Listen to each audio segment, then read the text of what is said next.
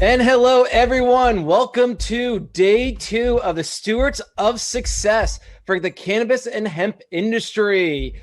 And today's session is brought to you by Quality Control and Analytics, Rep, Sapphire Risk Advisory Group, UCS Advisors, and Quality Control Analytics. And everyone, we have a very exciting day today for day 2 for existing business owners. And to get us kicked off, we have Tom Kowalski of Rep.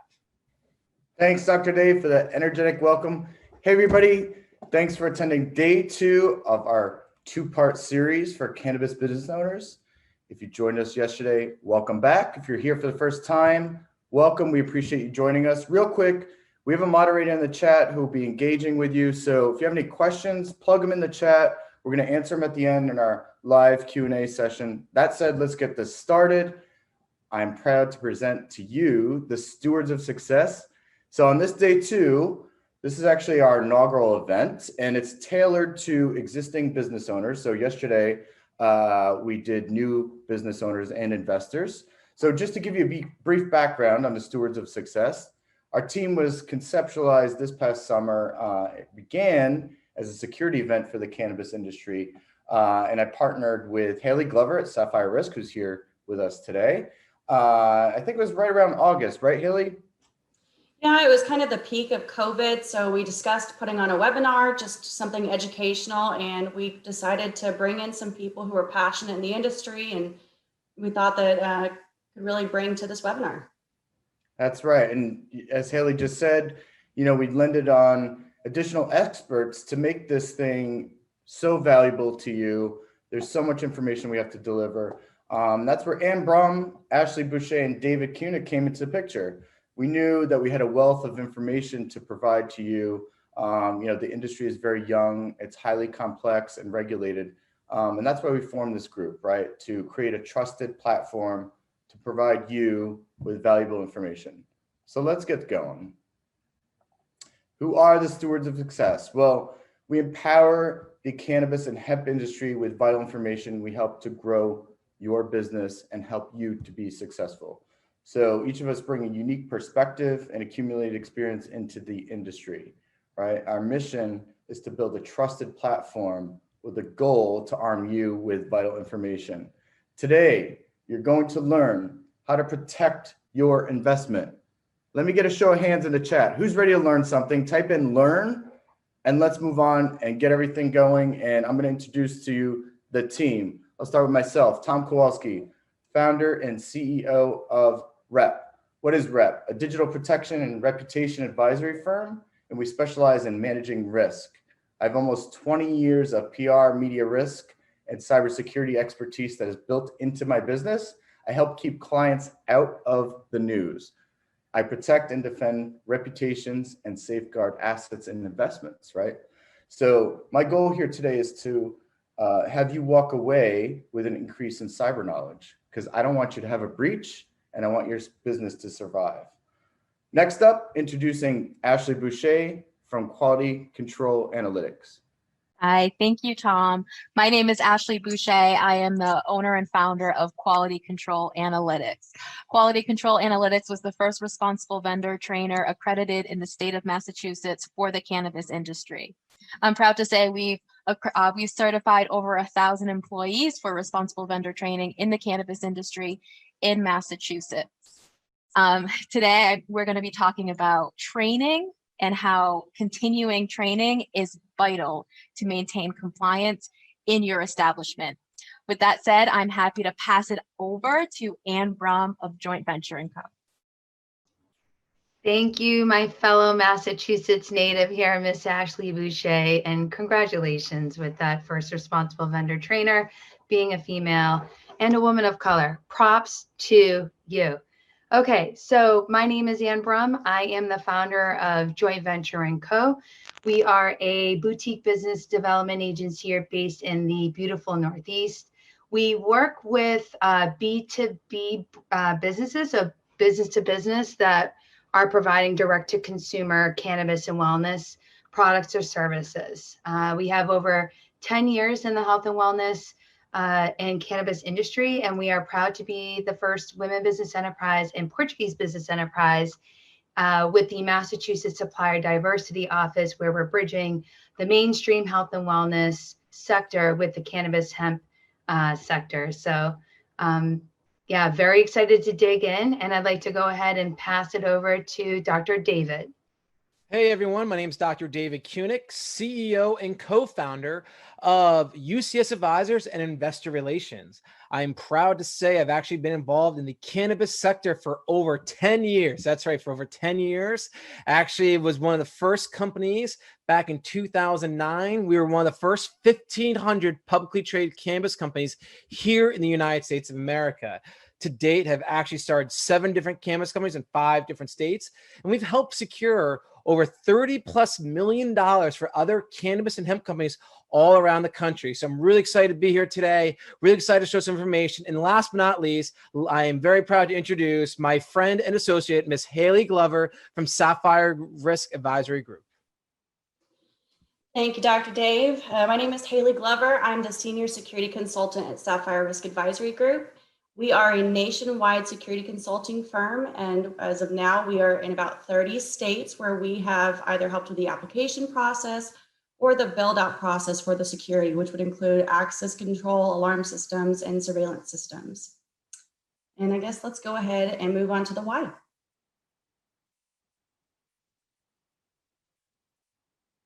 Do you want to scale your current cannabis or hemp business, or are you just experiencing issues during the growth?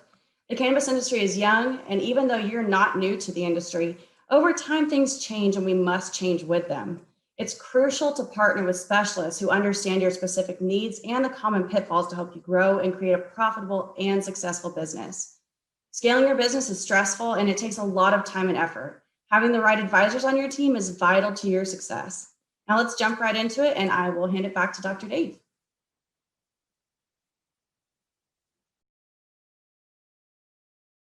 Sorry about that. So I should be on mute. Sorry about that, everyone. So I'm really excited for today. And today, what will happen is that we're actually going to change up what our green nuggets of information are. Something we have here for the Stewards of Success is something called PIP, which stands for Protect, Inform, and Preserve.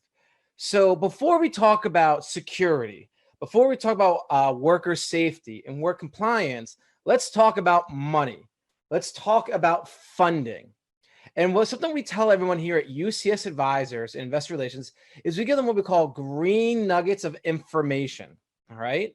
And what we're going to do today is we're going to review a few green nuggets of information. All right. The very first green nugget of information is this. What is your exit strategy? Okay. Once again, what is your exit strategy? Why do I bring this up? Is that if we were to call a spade, less than 13% of all companies get acquired. That's right, less than 13%. That's about maybe 1 of every 10 companies actually gets acquired. The other thing you need to consider is that when you're raising additional capital, after you already have your business up and running, is your goal to expand your current business? Is your goal to maybe have a second location or a third location? Is your goal to be able to build up the business so you can sell to someone in the next maybe 5 to 6 years? Because let me tell you something. If you want to sell your company to a third party, and when I say a third party, that means not to a family member. I'm talking about to a different company. They're going to look at your worker safety policies. They're going to look at your business operations. They're going to look and determine to see what kind of safety guidelines you already have in place. Stuff that Ashley, Tom, and Haley are going to talk about later today. These are all key things that any potential buyer is going to look at. So your green nugget number 1 is, what is your exit strategy now that your business is up and running? The second thing is, for a green nugget, is thinking outside the lending box. This is so huge. So many people think that the only way to get money for a current business is either lines of credit from a bank or maybe a loan from a bank. And that's just not accurate anymore.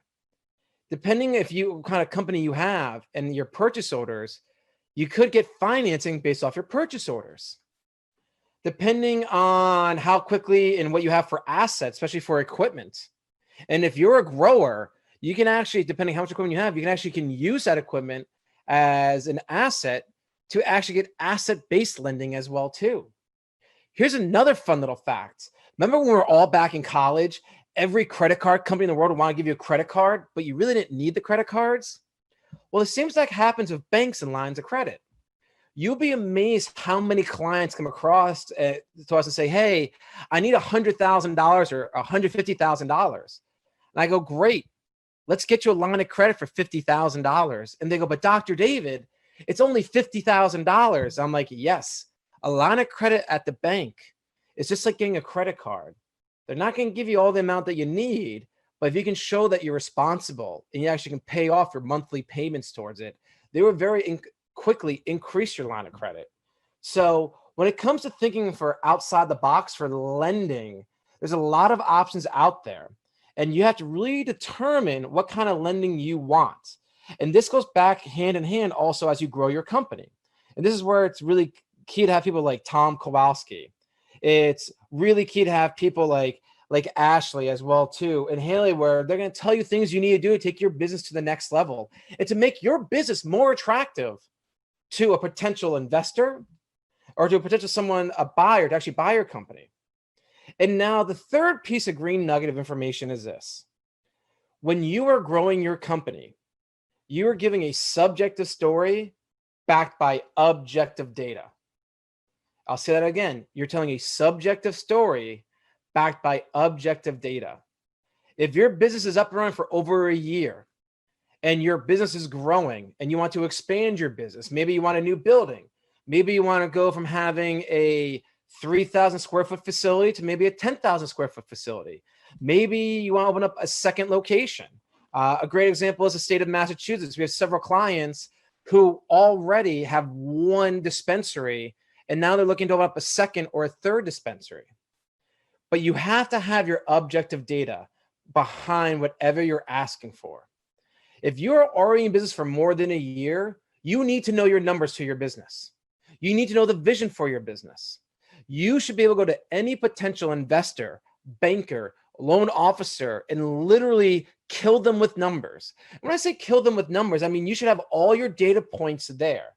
Because I'm going to tell you right now, when you go to a loan officer or a private investor looking to expand your company, and they ask you some of the most basic questions about your financials, if you don't know them or you're not prepared to explain them, you're going to lose that opportunity. So reviewing the 3 green nuggets of information today, it's 1, what's your exit strategy? What's your ultimate goal? To expand, multiple locations, or maybe just to sell and get acquired? 2, think of outside the lending box. There's so much more out there for lending options other than traditional lines of credit. And 3, when you're looking to sit here and take your company to the next level, you're always telling a subjective story backed by objective data. Now, with that being said, I'd like to sit here and now introduce Ashley, who'll go over some compliance and workplace training. Take it away, Ashley. Hi, thank you, Dr. David. That is so important, right? The objective data. I learned some great information from you listening to that. Let's move on to training. Training is very important, especially in the cannabis industry. The importance of consistent training. Think about it, right? You have done this wonderful job building your business and now you want to expand. But if your employees aren't supported through training, how does that expansion happen safely and securely? The importance of consistent training, that ensures that your employees day in and day out are performing their duties, especially in a highly regulated environment. Think about the equipment that you may purchase in your establishment, whether you're cultivating or you're manufacturing, that equipment can be very costly. How do you protect that equipment? Properly trained employees on how to properly handle the equipment and how to properly maintenance the equipment and troubleshoot that equipment. Another important factor for consistent training is the regulations are consistently changing. So if you have a consistent training program in place, you can ensure that you are consistently accounting for those changes in the regulations and training your staff and your employees.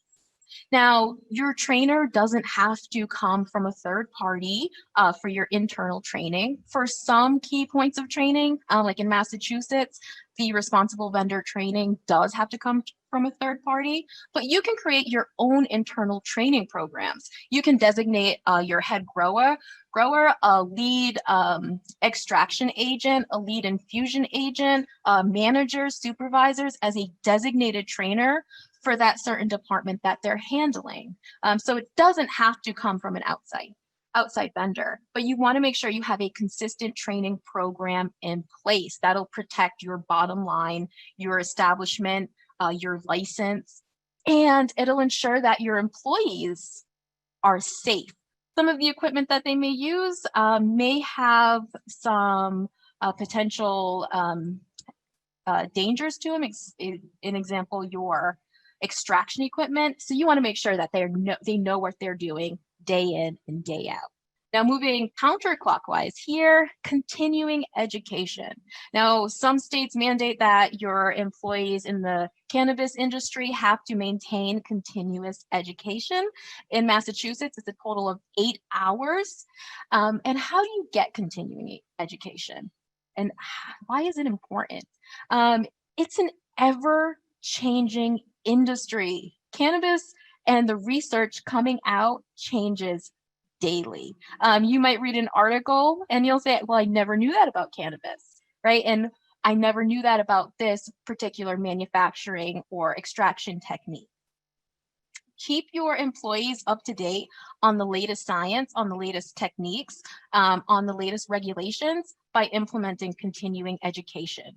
You can get continuing education in a variety of different ways, having in-house or internal programs, or sending your employees to industry-specific events, or having them sit through webinars. You want to make sure that you're tracking your training, which we'll get to in a minute, but continuing education for your employees is important, and you want to ensure that they are supported through education. In fact, most employees, or I should say some employees, will leave their job of employment, not just in the cannabis industry, but in all industries, because they don't feel they're supported through training and education. Now, moving down to our policy and procedure updates. What happens when you change your procedure, you change a policy, or the regulations change? How do you train your employees? Do you have a method in place? Do you have a method to say, this employee has been trained on this update, and we recognize that the employee is competent to carry out this job task based on the updates? What's your method? How are you ensuring that if your policies and procedures change, everyone that's required to know that change is aware of it and is trained to act on that change? And tracking. You want to ensure that you're tracking all of your training. Now, in some regulated markets, like Massachusetts, we are very regulated here, and especially with our training, you need to track all of your training. How do you do that? How are you tracking your continuing education and ensuring that each employee has met 8 hours? Do you have a method, an internal method in place to track all of your training? 8 hours every year? How are you tracking it? You have to have a good form of tracking or data collection. Now, this might look different based on how you use it, what you use. Here at Quality Control Analytics, we use a dashboard or a database to help all of our clients track their training. But you can hold it in a binder. Make sure everyone has a certificate or a certificate of attendance for every training, continuing education that they attend. There are a variety of different methods, but if a regulator comes to you and says, are you training your employees? You have a way to prove that you are maintaining compliance in relation to training. It is so important that your employees feel supported when being trained, especially before they are required to perform a job duty, and then throughout the year as they are employed at your facility. And of course, we know supporting our employees with training is important, but how do we maintain security in the whole facility? I believe Haley Glover has some insight on that. Thank you, Ashley. You know, you actually just said something that is so important is the maintenance for your equipment. When you are either expanding your current facility or you're going to be moving on to another facility, it is crucial that you are using systems that are expandable. You don't really want to have to use all these different applications to check your alarm or your surveillance. You want to make it so it's in unison and you can just go to click at that specific location. But another part of when you're growing your business is keeping up with the maintenance of who has access to what. With your alarm system, who has access to arm and disarm your system? I mean, I can't tell you how many times I'd called a client and they'd mentioned that they didn't have half the employees that were on the list that I had.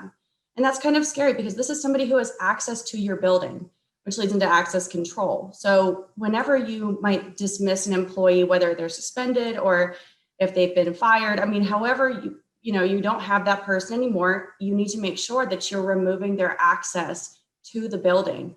And this can be anything from a phone, it can be a fob, it can be a card or a pin. There's tons of different ways that you can gain access into a building. So making sure that you remove those credentials the second that employee is not there anymore, you need to make sure that that is completely cleared out. And then the same thing with the alarm system. Your surveillance system, your employees typically should not have access to these, but again, when you're expanding, sometimes it's difficult for you to be the sole person who has access to those systems. So making sure that anytime that anyone comes or goes, you need to update those lists and make sure that whoever needs to have access has it, and who doesn't, it's removed. And then door hardware. I mean, I can't tell you how many people still have keys to an old house they used to live at or an old apartment, and they don't change those locks. So making sure that you change any locks when somebody has been dismissed. And the same thing with your vault and your safe. You have to make sure that those codes are changed. You don't want anyone to have access that shouldn't have access. It really should only be upper management and anyone who would need to have access to that on a day-to-day basis. Whenever an employee is terminated or suspended, go through, check all of your passwords, key locks, combination, and make sure that that's gone. You also want to take some extra security measures if that employee was maybe disgruntled, and so that you can have some consulting from a threat assessment professional. And the last thing is you want to have some sort of process implemented, like a checklist of whenever somebody is onboarded, if you've given them a key card or a fob, if you've given them an alarm code, if they have had access to the vault or the safe.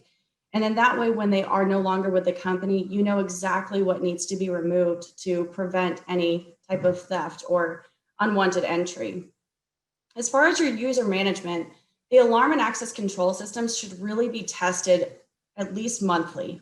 Access control, I can't tell you how many clients would go up with their card and the door would open, but really it just wasn't even locking ever. So that door was unlocked the entire time and they had no idea. So testing to make sure that the door is locking, testing your alarm system, verify with your monitoring station that that's actually going through and they're seeing all of the events. Another thing is to always just go through and check and see who's on that call list from your monitoring center. A lot of people don't think about that, but I called a jeweler one time after a very unfortunate but successful break-in. And the first person on that call list hadn't been at the company for 4 years. This is the person who's answering the phone when your alarm goes off. And they're the one who can either say, yeah, send the police, or no, don't worry, I know it's my employee who's leaving. So if you don't have the right call list on your monitoring center, then you might not be able to dispatch the police when you really need to be doing that. Tom, can you go to the next slide, please? So some of your best practices is you want to regularly test all of your systems. Go through and see if your cameras are working. Go and check and see if you have the sufficient amount of storage that the state requires. Some states require 30 days, some require up to a year. This is a lot of storage for your cameras. So having those backed up on different platforms, so maybe have it to where you can export it onto a hard drive, or you have it in a cloud service. Either way, you need to have multiple ways to view that. You also want to verify that all systems are functioning properly and remain in compliance. The biggest thing is when you come to your audit, if they're requesting anything that is specific to maybe your alarm system, are you arming every night? Are you disarming every morning? Are you going in around the time that you're supposed to for your hours of operation? And when they request that, if you don't have it, it's something that could make you lose your license or completely just close your business and not have another opportunity to reapply. You want to contact your integrator or your installer anytime that you have a signal of system failure. Do not wait on that, because imagine going into a weekend, you forget about it, and then that break-in happens that weekend. You want to continuously go through your list of who has access to your alarm, access control and surveillance systems, see if you need to add somebody or remove somebody, and that they have the proper access level. I know that in some of our facilities, there are employees who are allowed to go into the day vault, but they can't go into the overnight storage. That can be a big difference in those. Another one is just to review and see if your cameras are working, making sure that it's recording properly and that you can pull the footage if need be. And any time that an employee is either onboarded or departing from your company, go through and make sure that they have either been added or removed to all access that they need to have access to. And the last thing is go through and check that checklist. Have a checklist for every employee that you have at your company, because a lot of times they'll move locations and they don't even know that they still have access to that other location. So especially if it's across all different types of states, you want to make sure that you're going through and checking to see who has access to everything. All right, and I will pass it over to Tom, who will talk to you about data security. Thank you, Haley. That was so insightful. I could geek out over security for hours. Actually, that's a good segue into cybersecurity. Physical and cybersecurity often overlap, right? So that's, Haley and I started this whole thing over a security event, right? So connecting the virtual and physical world, but the virtual world is often, securing the virtual world is often an afterthought. And, you know, we're the common denominator here we're discussing is being ill prepared, right? Not having a plan and having the right advisors on your team. So before I dive in, here's some fun facts. Along with breast cancer awareness, October is also Cybersecurity Awareness Month, number one. And number two, over 60% of small and medium-sized businesses who have experienced a breach will go out of business. And that's why we're here today. We certainly don't want that to happen to you. And with the average cyber hack costing almost $4 million, that's certainly not a risk that you're willing to take. You know, and cybersecurity is one of those many things that new business owners and existing business owners often forget about, right? So if you're an existing business owner and you have a security system, often an IT professional will come in and install it, but it's not audited, right? So we're talking about audit. Ashley mentioned that before. Making sure that the system is checked all the time and is scaled to your business and its activities, right? That's incredibly important. You know, we just saw a huge shift when the pandemic hit to remote working. Now, you know, one of the common things for the cannabis industry is they've always been remote workers, right? But there are other things that need to be considered. So just paying attention to those ever evolving changes is incredibly important in security, because it's not an end all for be all. I've created a Venn diagram here. And actually, this is a great exercise that you can deploy in your business. You know, you can use this model and apply it across your entire business to indicate any of the risks. So I'd implore you to do that. And it's essentially indicating any threats, vulnerabilities, and assets, and then the risks, of course, bring it all together in the middle. So let's just quickly go over this, all right?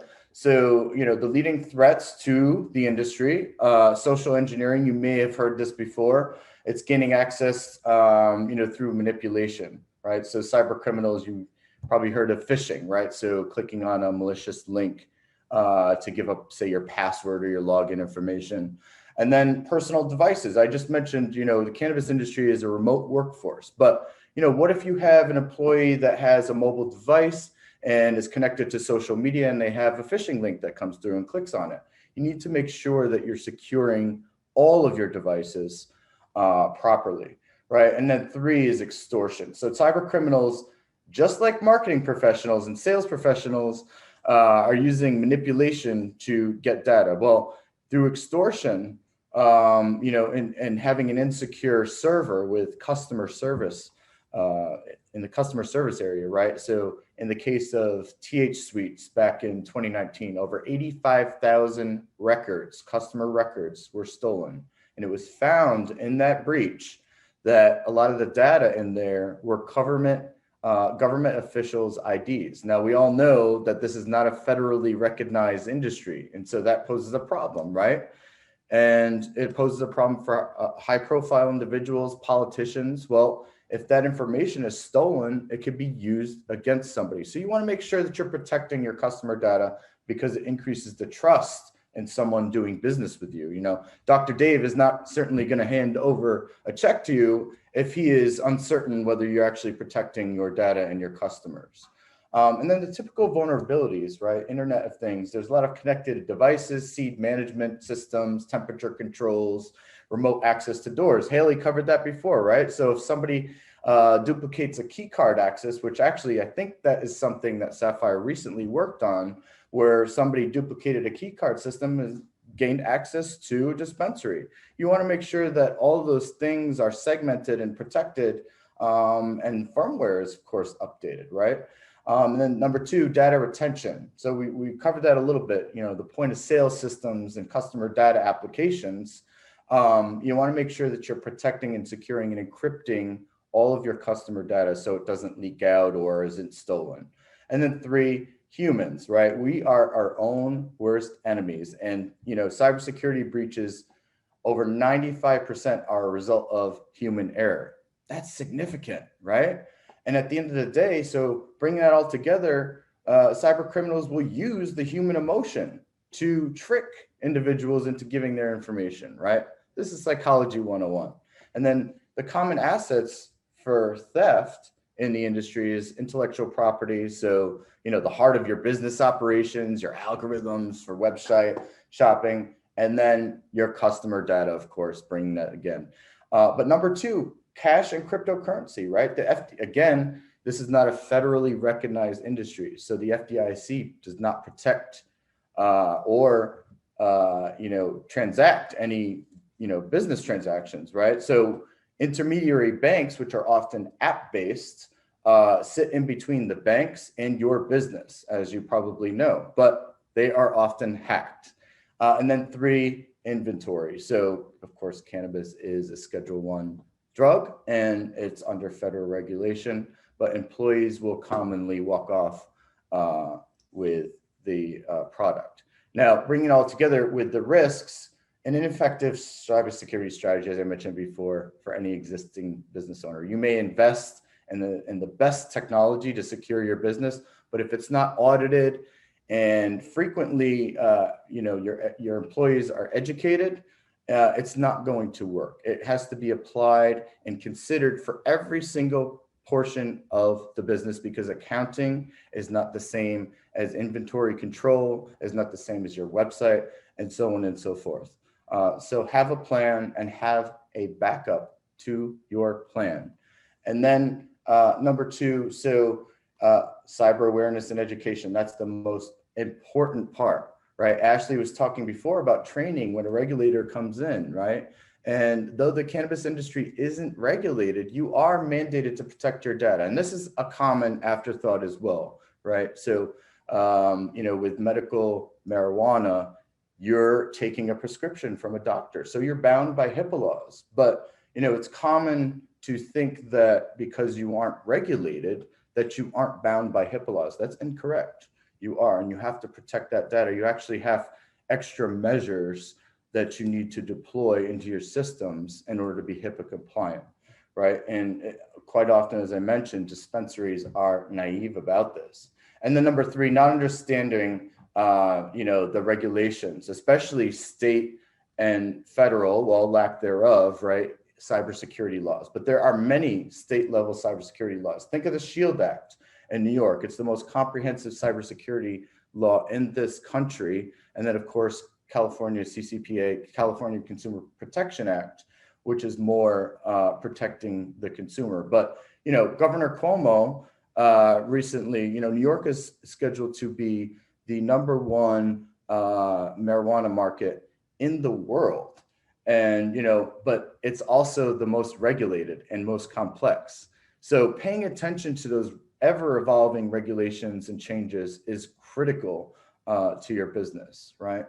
And then moving on to the implications here, a breach is going to put you out of business. I mentioned before, the average breach cost is $4 million, right? That'll put you out of business. Cyber criminals aren't after the Mary Jane, they're after your data.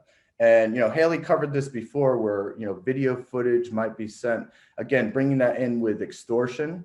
If video footage, and by law, dispensaries are mandated to retain that coverage, and a cyber criminal comes in and gets that video footage, and you have a high net worth person or a politician or somebody that's a public figure that doesn't necessarily want this information out, they use that information to extort, well, at the end of the day, money from that individual, right? So they could get that from you and you are responsible for that.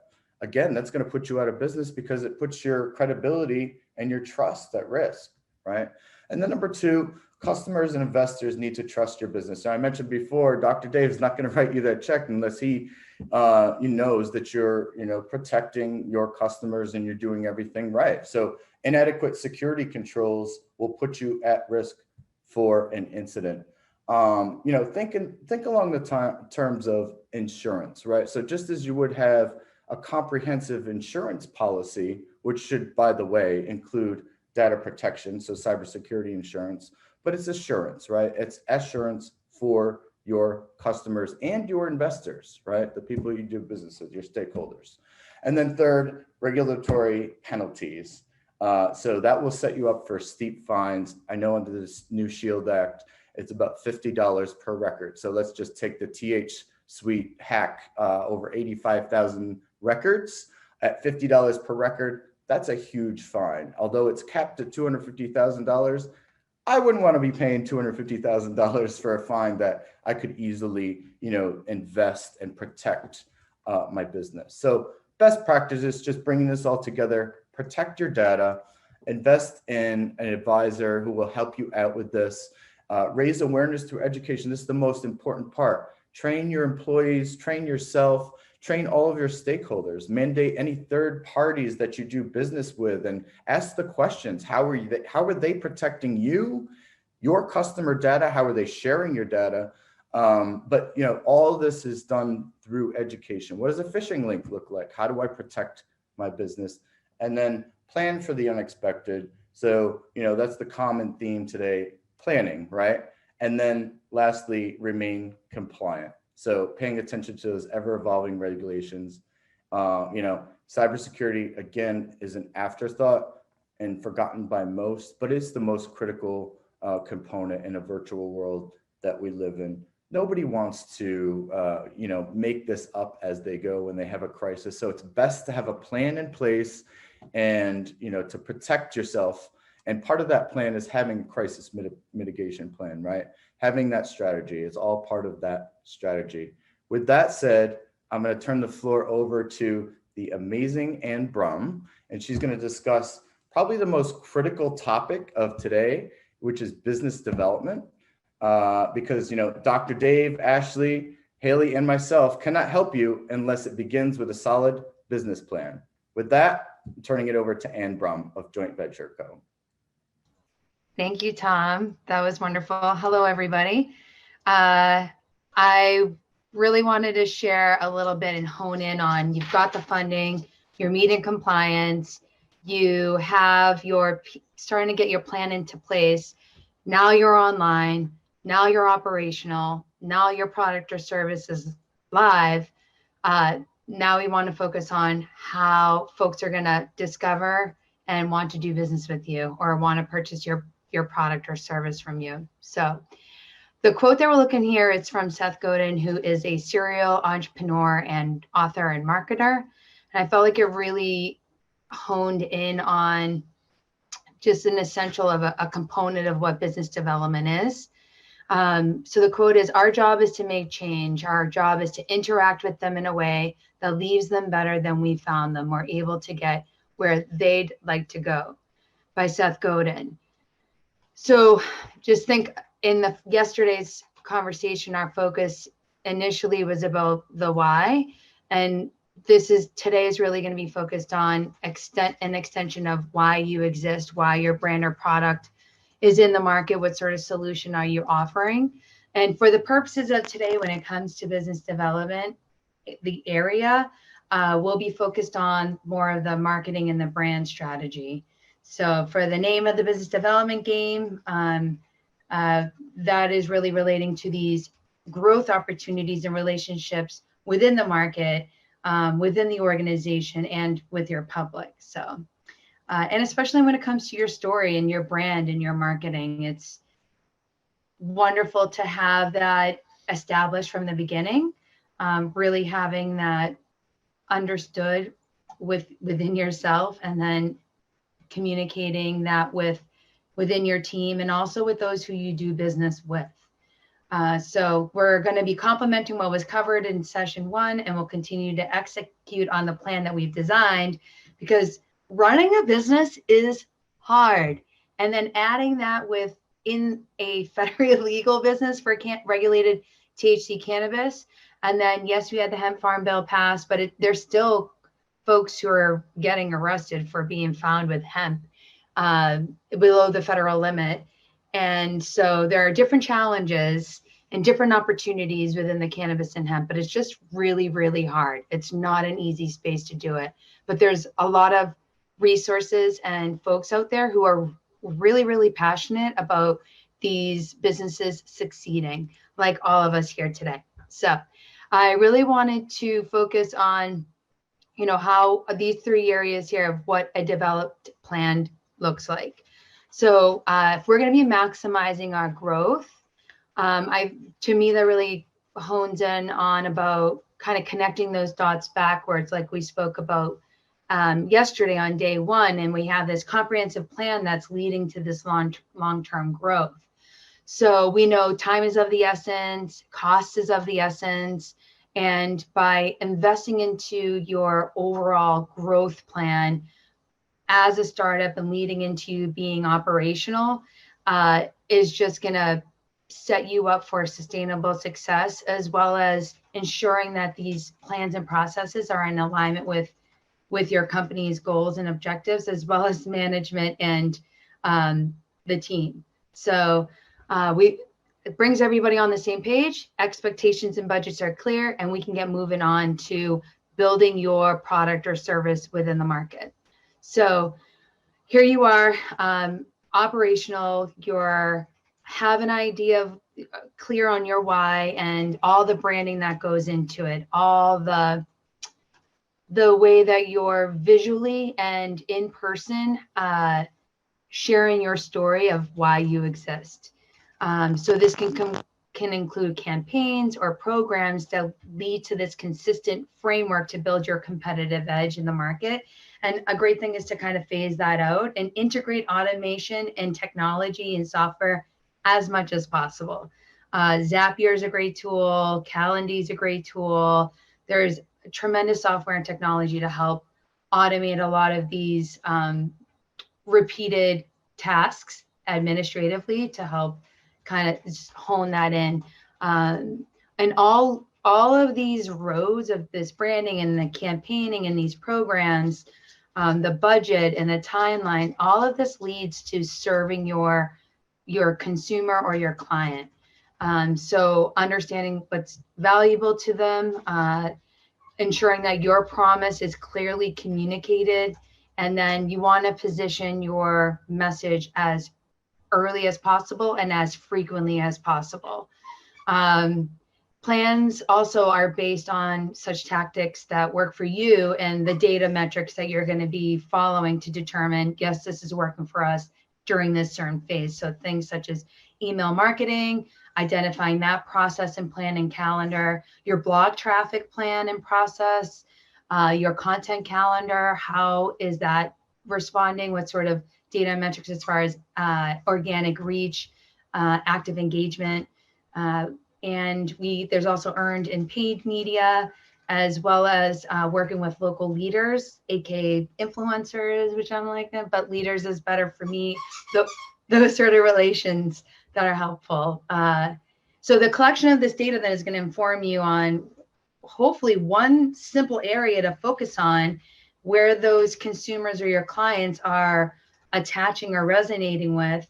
And then that will help you kind of, I locate and identify, okay, let's kind of hone in on this phases. So, and all those will eventually lead to multiple channels that your client and consumer can find out about you.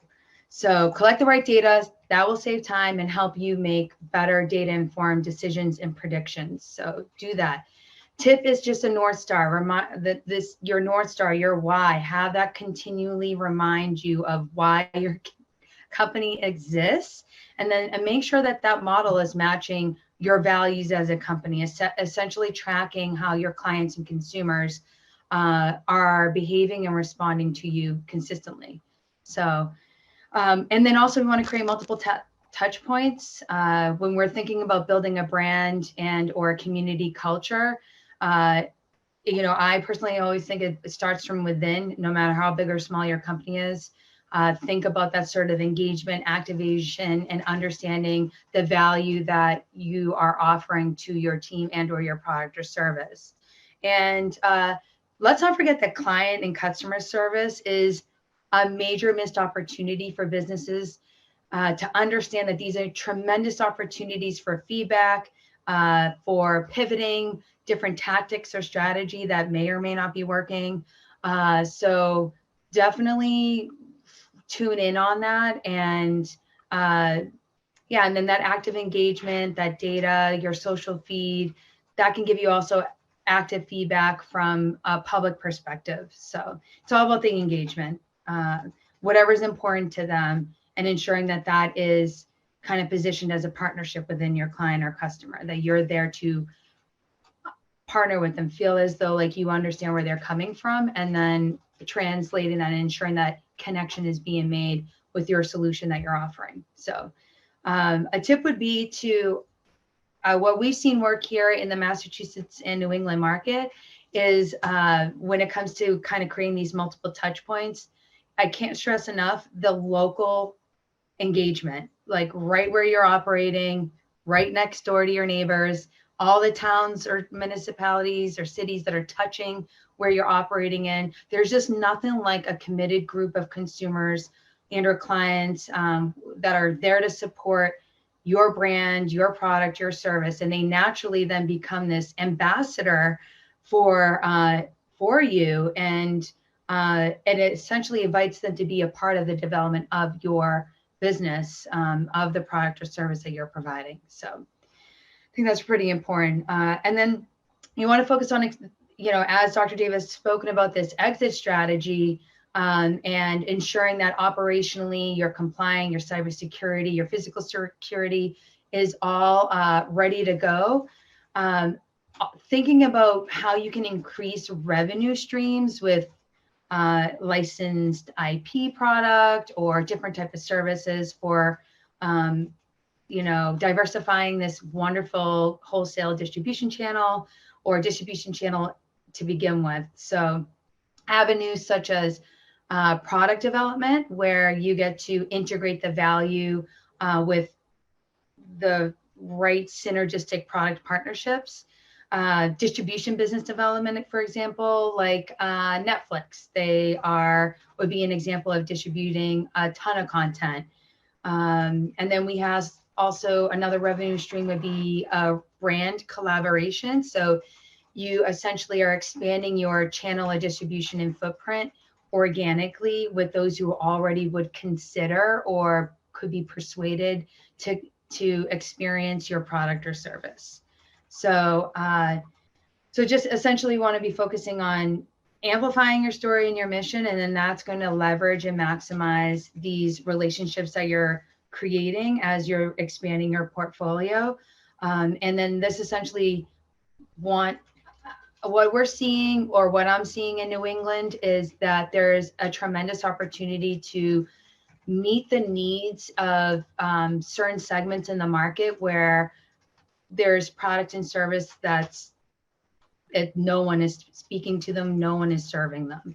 So those sort of segments where the needs not being fulfilled is the best opportunity for you to start building this, the product or service into the market, as well as like this trust and intimacy with the experience that these consumers or clients are going to be having with your brand. So a great tip on that is just from the Wayne Gretzky, from the quote yesterday with Steve Jobs, and where Wayne Gretzky is anticipating where the puck is going to be.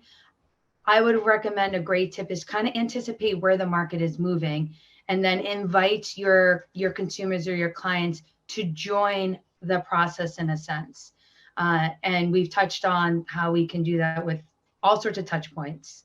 So, and then this all leads to the road of building equity into your brand, building equity into your business. So as part of your overall exit strategy, all the investments you've been making up until this point is all about building your overall also valuation numbers wise, but also that perceived perception of the value of your business. And that is very much through building your brand, the promise of that you're offering to your client or consumers, the why you exist and why they should care about your story. So we are thinking about diversifying your revenue streams, and that builds eventually your business's platform. And at the end of the day, it's all about what's best for your client and or consumer.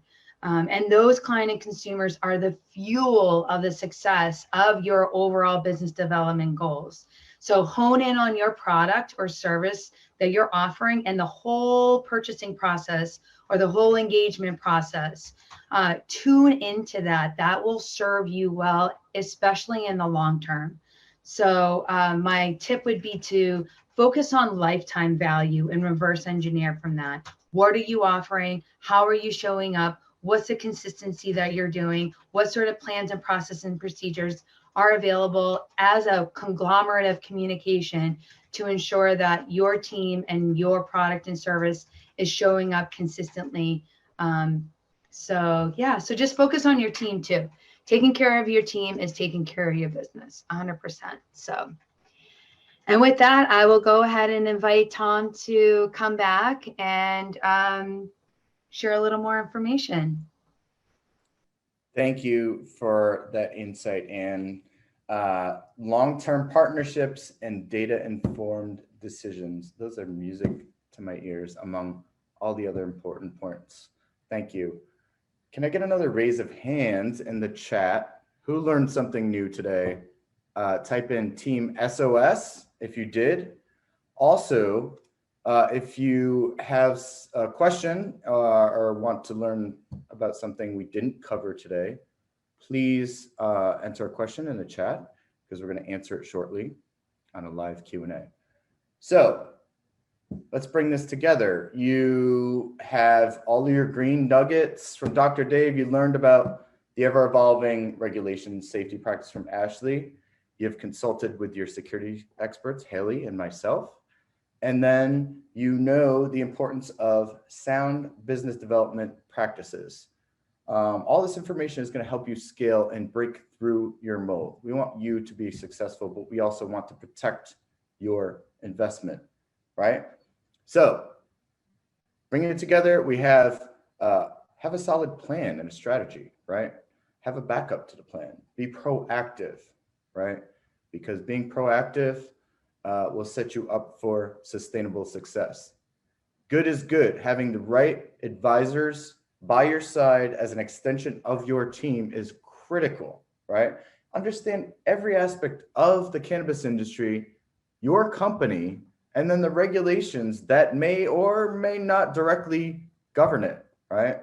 And then, lastly, I mentioned your advisors are an extension of your team. So having the right people by your side will help you break that mold.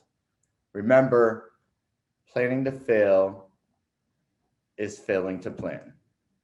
We appreciate you, and thanks for taking out the time of your day to join us for day 2 and the inception of the Stewards of Success. We hope you learned something. Thank you so much for attending. Stick with us. We're going to do a Q&A session right now.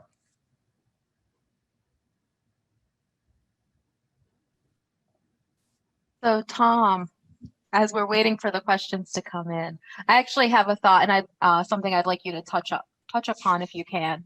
When I was working for a cannabis company, I got a laptop. My first question when I got that laptop was, is it encrypted, or what are the protections? Because they were talking about a scenario in which another high-level employee had his car broken into and his laptop stolen. So how should I protect my laptop, and what are the possible implications if my laptop is stolen and it's not protected or encrypted? I'm going to tell you a case study that I worked on. Where the scenario, just as you presented right now, actually happened. Laptop. So actually, let me start from the beginning. We had an employee at a company that was doing some funny. We noticed some funds starting to disappear from the bank account. Some funny transactions going on. So we started to watch very closely. Come to find out, this office manager was stealing money. And I kind of had an idea that maybe that wasn't the only thing that was disappearing. And unfortunately, there was no centralized access management. There was no centralized security for the company. The company wasn't new, it was existing.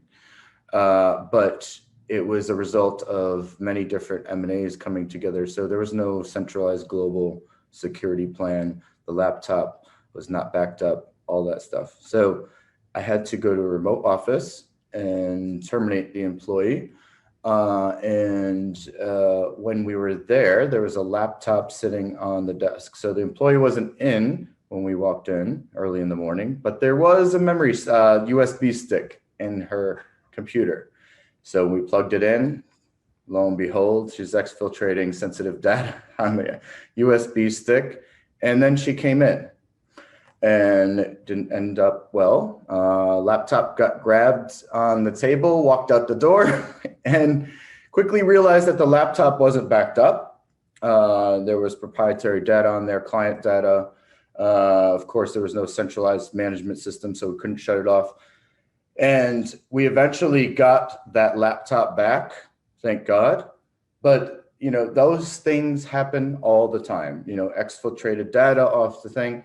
So there are a number of different things and security measures that you need to consider. Firewalls, this stuff is very complex, but it's the nature of the business, right? So that particular scenario may not have happened if there was a desktop computer, right? So somebody lifting up a heavy desktop computer and running out the door with it is probably not going to happen, right? But a laptop that is sitting there on the desk, that can easily be swiped.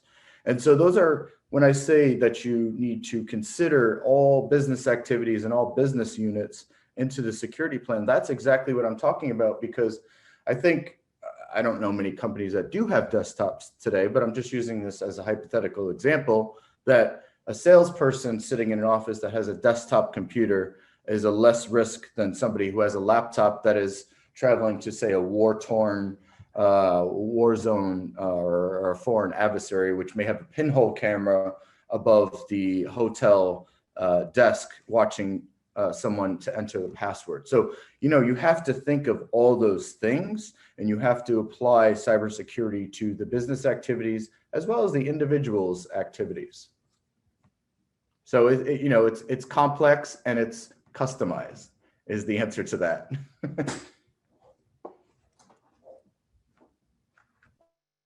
Thank you. Much appreciated. Haley, I have a question for you. I'm filled with questions today. So you work in a variety of different cannabis markets in different states, and they all have different regulations.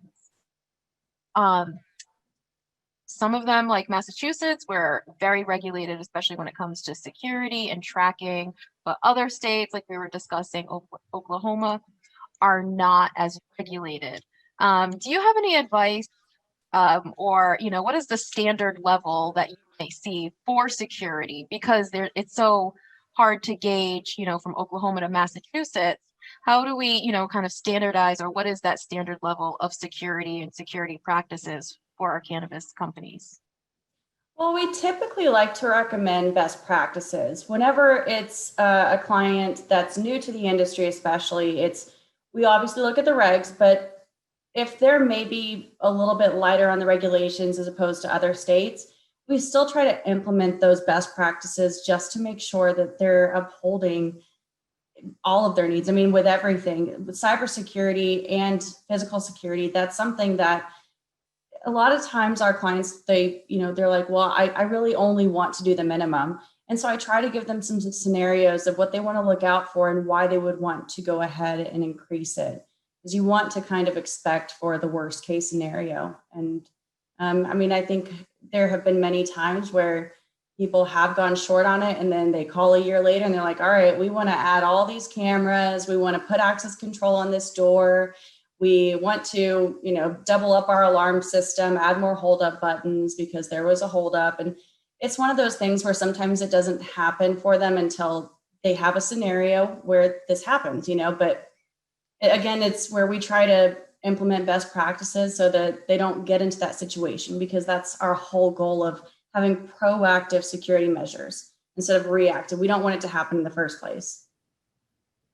That's right. And I'd like to just add to that too. So in that case, Haley, that Sapphire worked on the key card access where it was duplicated. Now, in the event that somebody does duplicate the key card, right? Well, how do you prevent that from happening? Well, it's, physical security and cybersecurity, again, bringing these two worlds together. If the access was restricted and segmented, just as, a server for your customer data and then your payment processing, right? You're not going to put that on the same server, because if the server gets hacked, then all the data is released, right? But you want to segment that and put it on different servers.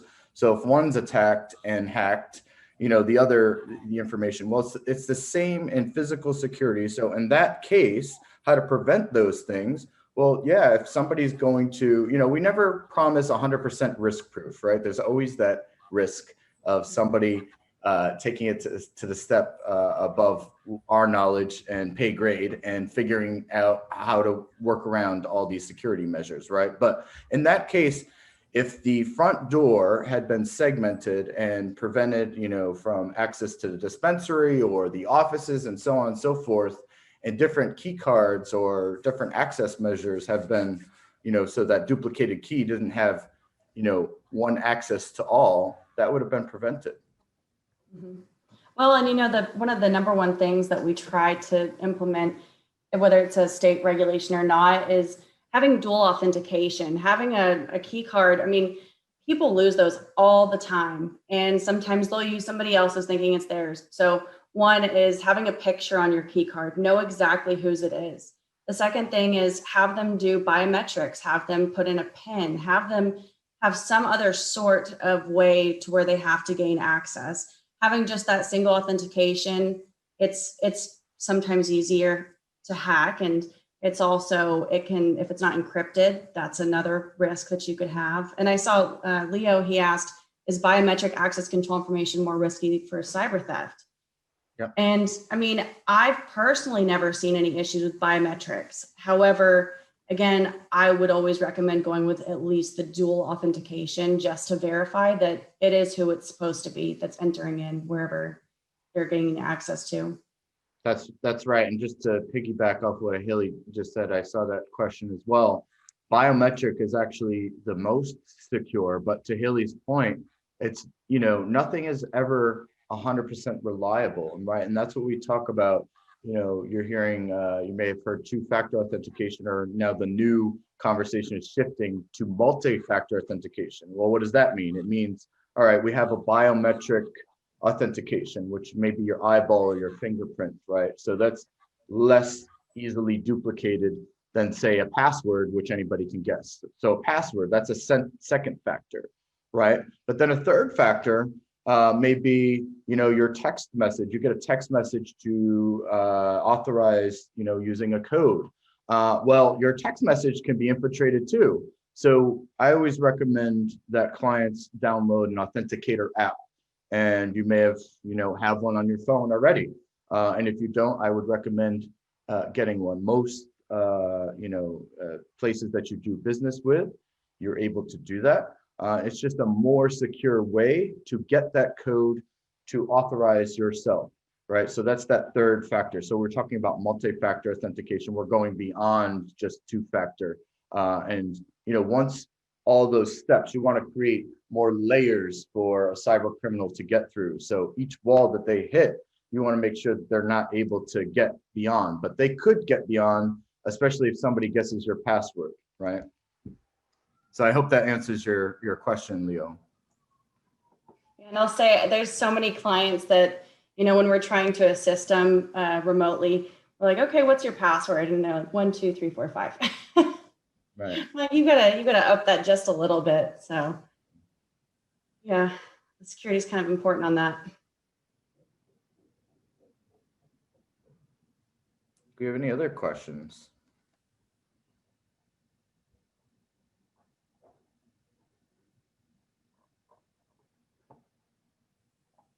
I have a question for Dr. David. When it comes to these businesses that are now operational, they follow Dr. David's Green Nuggets advice. And when it comes to budgeting out what I would consider growth development with branding and marketing in mind, I know it depends on like which market they're in and what product or service they're providing, but typically, what do you see investors leaning towards as far as allocating budget for biz dev, marketing, sales, growth?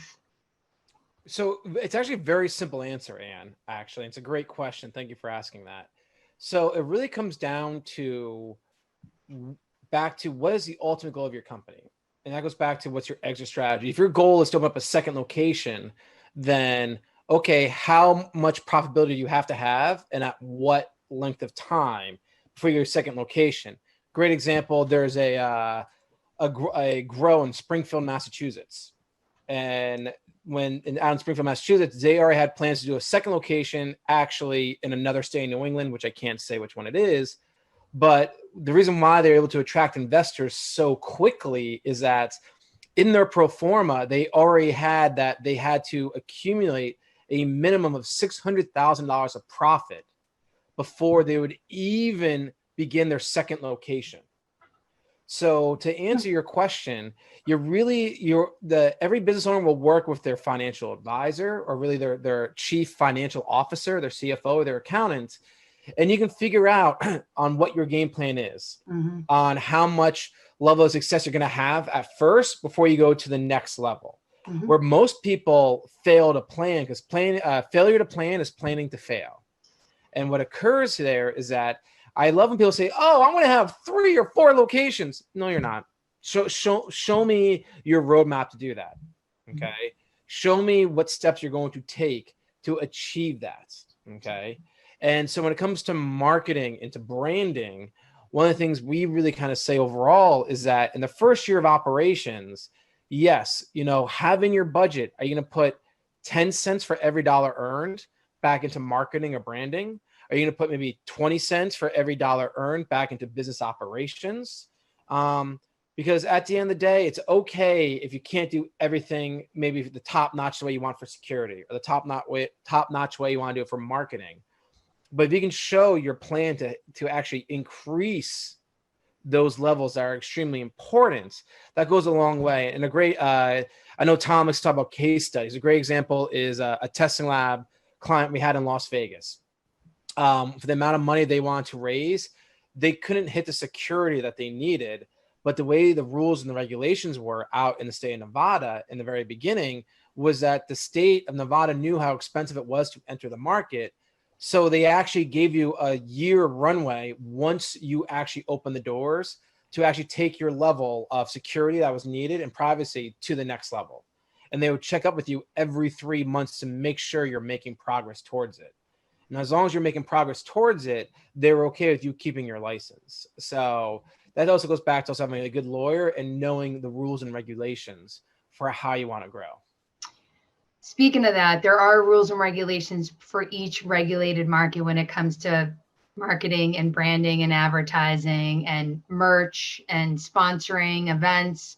So that's also really important to know, going back to compliance and regulations when you're planning to purchase a bunch of merch. And like in Massachusetts, that's not quite allowed. So if you're an MSO, a multi-state operator coming into the Massachusetts market, and you're thinking you're going to get unload a bunch of merch, you're not at this time. So, and to take it a step further, Anne, something that none of us mentioned yet here today, today's purpose was if you had a business for at least a year or more, okay?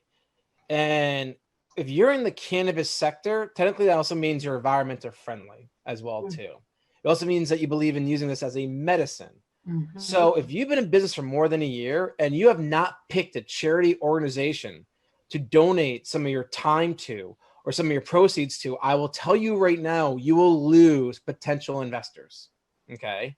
I will also tell you right now too, where when you're going for even purchase order funding or asset-based lending, that those type of lenders, yes, it's not a big deal, but the fact is if you can bring it up in conversation, it will go a long way, and also plays in the heartstrings, because you'll be amazed how many companies will come to us looking for additional capital. And I always ask them point blank, oh, well, what are you giving back to the community?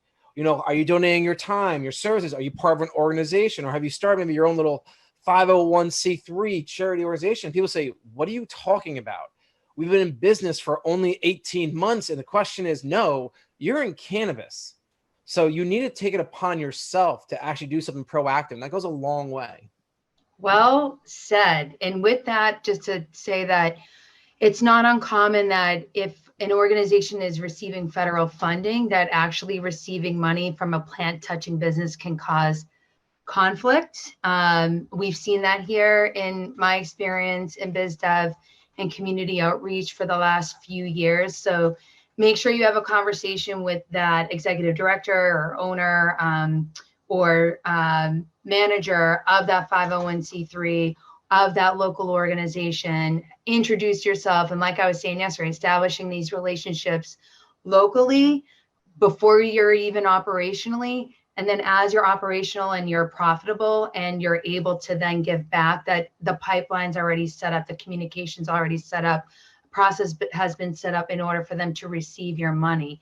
An example here earlier this year, I spoke about this yesterday, served on the Boston Center for Arts host committee for their annual fundraiser. And what's interesting is they receive federal funding. So for them to actually take money from a plant touching business was not possible. However, they could pay for other products or services or food directly from the company. And that way is just, they're a part of it, but both sides are feeling like reducing any sort of liability and listening to their counsel of legal and accounting to make sure that they can receive the funding. And what we're seeing too is more or less, it would be great to have an established program with your 501c3. Like it's not just a one and done and give you the funding. It's like actually curate and cultivate some kind of give back that you all can be creative and it meets the needs of your community and you're like actually a part of what's happening right in your backyard. For our listeners, Anne, I'm going to give everyone more green nuggets of information, which we have used numerous times for our clients. One is the most simplistic one, a food drive. So when you're doing your opening for your dispensary, if you're an ancillary service and you've been around for a little over a year, what you can do is you can do a meet and greet where it's required for everyone to bring at least 4 canned goods or $15, to donate. Another thing we also do too for companies that are looking to expand into a second or third location, we tell them also too, especially because the different charities have a tough time accepting money, is great. In order for entrance into the event, it's a $10 cash donation. Because what's interesting, organizations can actually always accept cash, which is actually extremely interesting. But also the food thing is very helpful. For a local hemp farm in New Jersey, they were doing a quick meet and greet, and everyone had to bring at least 3 articles of clothing to donate. So when people say, oh, we don't know what charity to do for this and that, that's total BS, because the food pantry will always take food Salvation Army will always stay close. So, animal shelters, if exactly. animals, Yep. right. So that's what I'm saying, is that it's a very simplistic thing. And I always tell people, don't overthink it. If you don't know which charity group you want to help out, then you can always host a small, quick events. And it's another way to also partner up with other organizations. Using New Jersey as an example, there's a dispensary in New Jersey that teamed up with the Salvation Army, where the president of Salvation Army wasn't allowed to attend, but they had some of their volunteers attend just to get educated and to learn. So it really helps break down that prefixed idea that people have about the cannabis industry. And just to talk about community development and community interaction, how about our employees? It's important that employees are coming from the communities that the establishments are located in to really build up those communities. Community outreach or consumer outreach, there may be events that may be held to explain or educate consumers how to properly use the plant, some of the extracts, how to properly even grind the cannabis. There's a lot that consumers, especially in new markets, don't know about proper use of cannabis and cannabis derived products. Also, I've seen other community outreach events that are supporting the community and employees by creating resume writing workshops held at the dispensaries and different initiatives like that. So being involved in the community for education is also an option there.